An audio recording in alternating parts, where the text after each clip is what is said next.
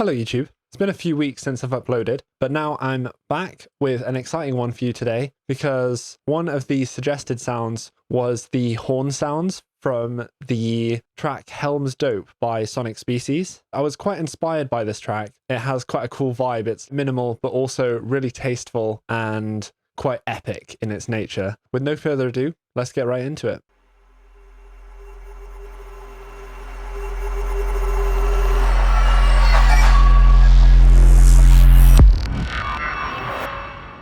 And so this is what I've got so far in the project.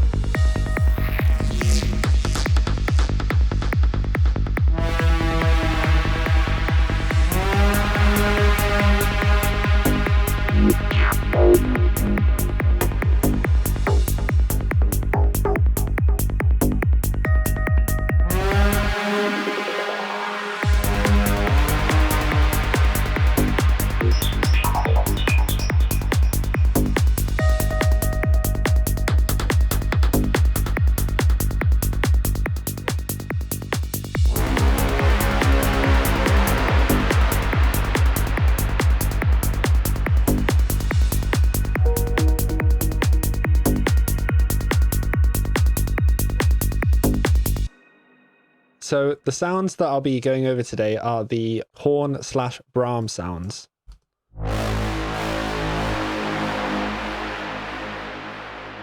And these are actually relatively simple to make. So if I go into the patch, if I take off all of these distortions, as you can see, there's quite a lot of distortion on this. And also if I take off this EQ movement, we'll have a sound something like this. So definitely not as epic and huge as it is with the effects on it. When I started this sound, I started with just a saw wave on both of the oscillators. So the first thing to get right to create these kinds of horn sounds is the actual shape of the sound itself, the envelope. And so the character of it will change quite a bit if I move this forward, say, versus a shorter one.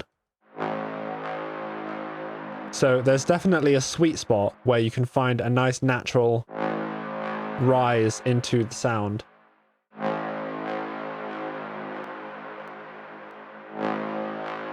I found about there sounded pretty nice. And then you also dial in the decay.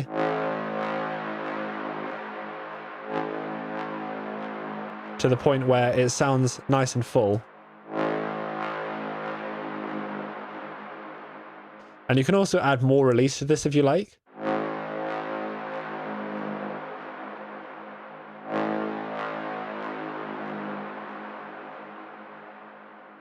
The oscillator setup is, first of all, a low octave saw wave with the volume and the filter movement attached onto this main LFO. And then I've made another saw wave that's an octave higher, and this one has some voices of unison as well. So this has got 4 voices of unison. This means that there is no central voice. If you have an odd number, then there's still a voice in the middle that remains. But with 4, it's just these side voices, and then I can play with the detune to change the character up. If you go too far, you can get too dissonant with it.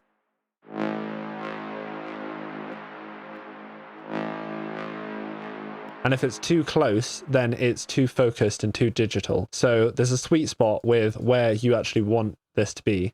So I found that around here seemed pretty good. And then I added a oscillator on multi-sample mode.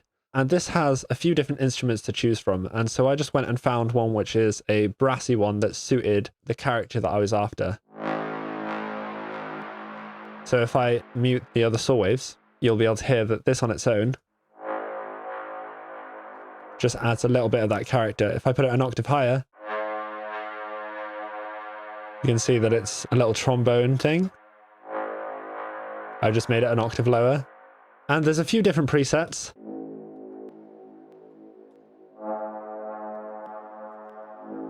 So some are designed to be on the lower octave, whereas some are designed to be on the higher octave.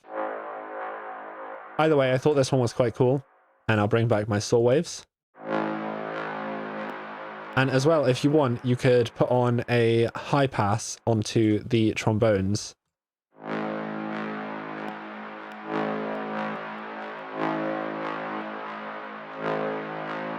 We'll have less frequency masking in the lower mids with this, and that will result in a cleaner sound. And we could potentially even do a similar thing with this octave higher saw wave as well.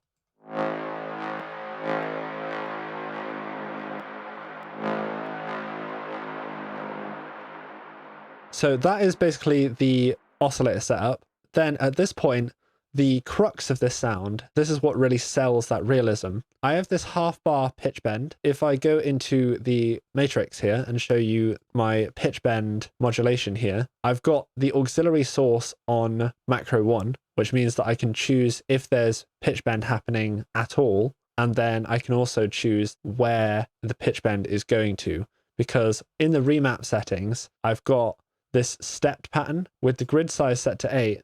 I was able to get almost a full octave's worth of tones, and I've got the range itself set to an octave.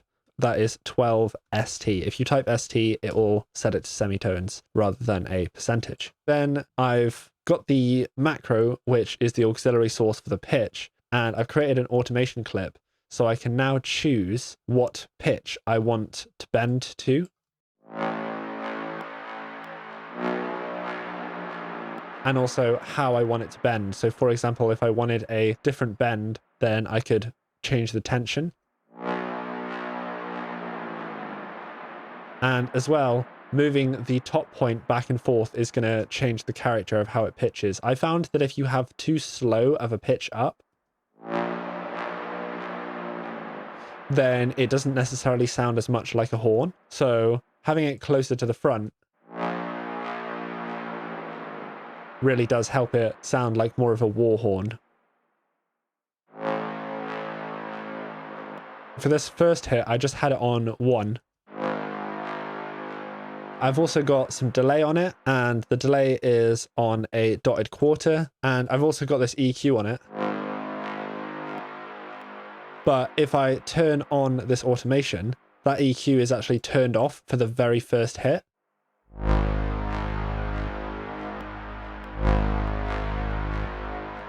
So you actually get the full low end for that very first hit. Then one more thing with this shape, we have these points that are not exactly on the line itself. They're kind of dipping above and below. And this is to add a little bit more imperfection to the pitch itself, which again helps it feel more organic. Then another thing that we have is an automation on the tension and also this top point here. So the shape of this LFO will change along with the amount that we're pitching, because it's attached to the same control as the pitch amount. So if I put the pitch up, this LFO shape also becomes more gradual.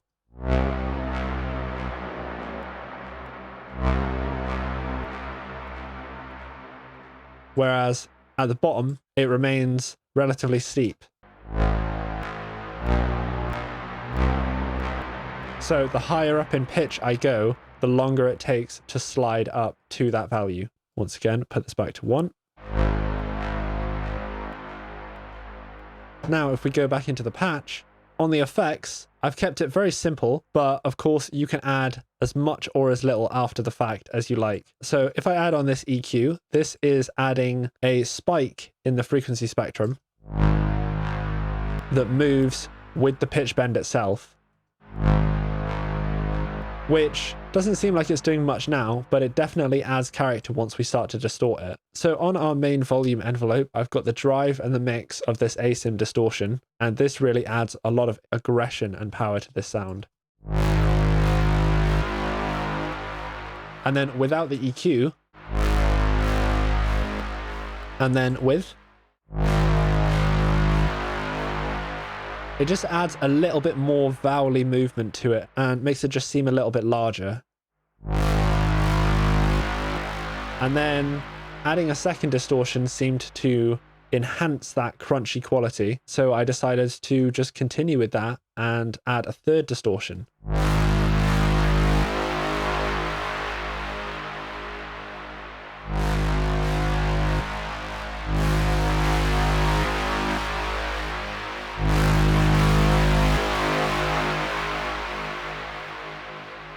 That amount of distortion is definitely optional, but when I was listening to Helm's Dope by Sonic Species, his horn seemed very distorted. The other thing that I noticed was that I don't think he was using just a basic saw wave. With that in mind, I went ahead and got myself one of the digital default Serum waves. I got dist doot.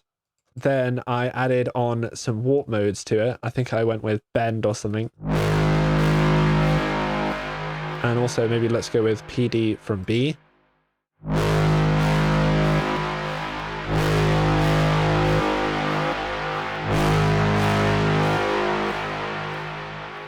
Let's maybe add on the distortions again.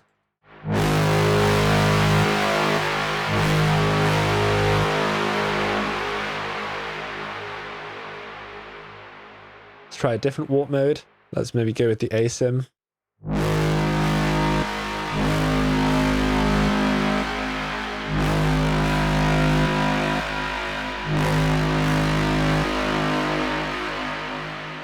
Again, let me just go down another distortion.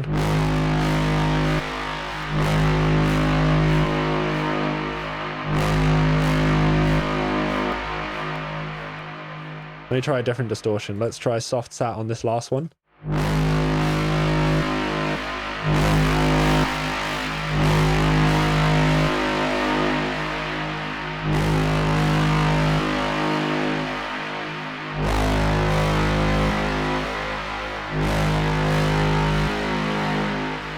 So yeah, just adding these extra little movements. I add a bit more onto the asim here.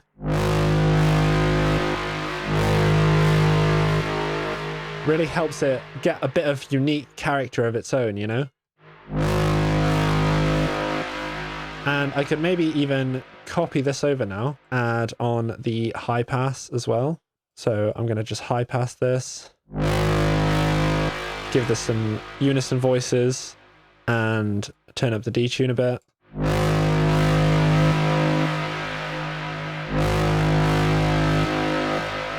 And then you can play with the blend of these two oscillators.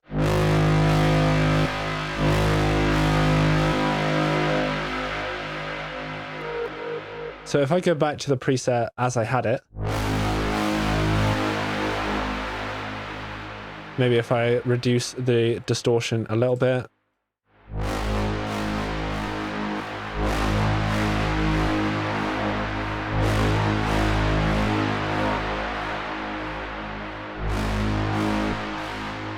I think for this last distortion, I'm going to once again attach the main volume envelope to it. So I can just preserve some of those dynamics and also have the aggression max out at the peak. That's a little bit too far.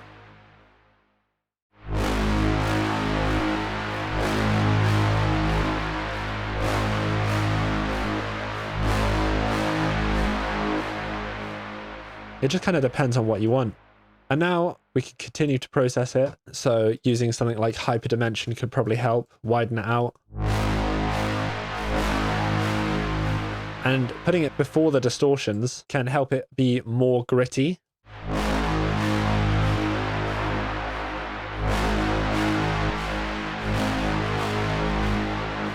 because you're feeding in more information into all the distortions by adding extra voices, blending it in, and also the detune itself is helping it become more gritty because it's just making the sound messier, isn't it?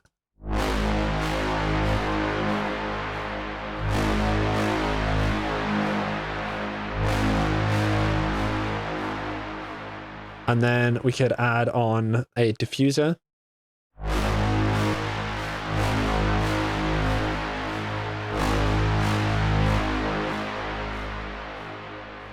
Yeah, let's add on another thing. Let's try phaser, bring the poles all the way up, the depth and the rate down. So now we've got a fixed phaser that we can move around. That's quite nice. If I mix that out now.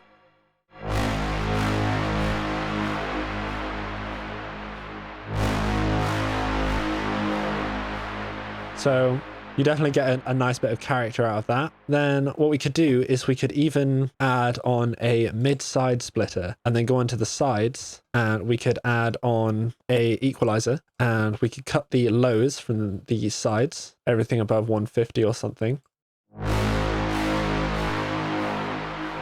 And then I'm going to add some more distortion, because why not?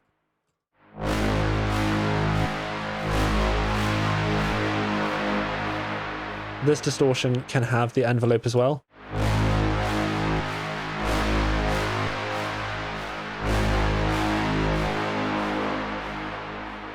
And that is making the sound wider by increasing the energy in the sides. And I can also probably blend that in parallel as well.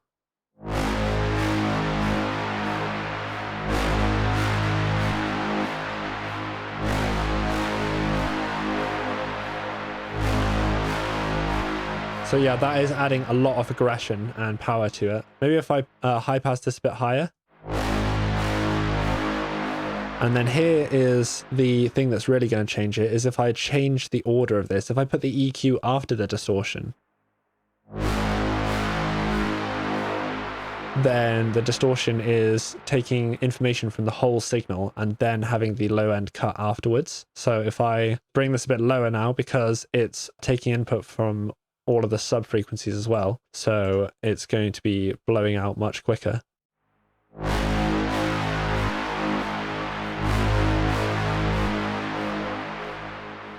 So yeah, without,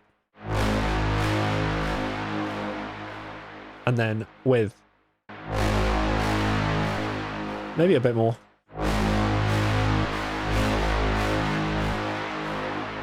And then from here, maybe we could potentially make it a bit metallic by adding a bit of blur and feedback on the bode.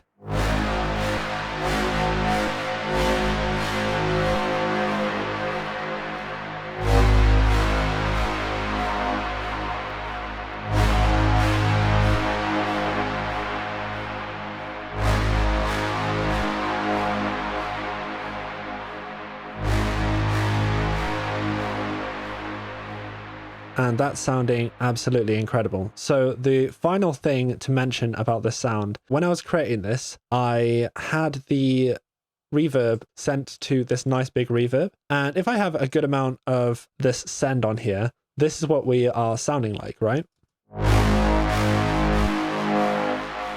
Which is pretty nice. However, it's really gritty and it's really in your face. And so the difference here is that when I use the Valhalla room with similar settings on the insert and then have the mix set to 61%, this is actually affecting the volume of the dry signal, because as soon as you go past 50% on the dry wet, then you're starting to introduce more reverb than the dry signal. And so in doing it this way, you're actually pushing the dry sound itself further back into the track, therefore making it sound like it's further away and larger.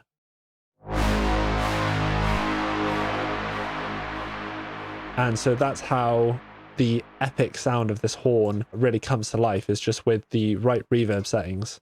Yeah, so then what I've done is I've just played different notes and used different pitch bend amounts throughout the track to get all the variations for the different horns.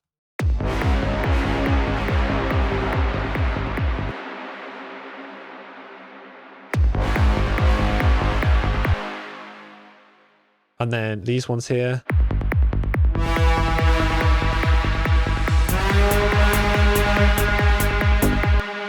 And these ones are on the 5th, but they are not necessarily landing on the 5th because they are being pitched around. I just picked these pitch values by ear. You know, you just got to play around with them and find what you like.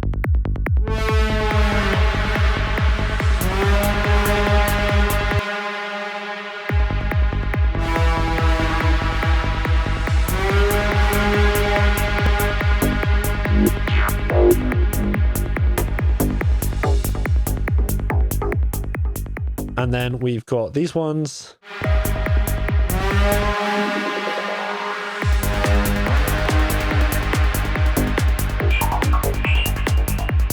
And then this last one here, which is just a nice long one.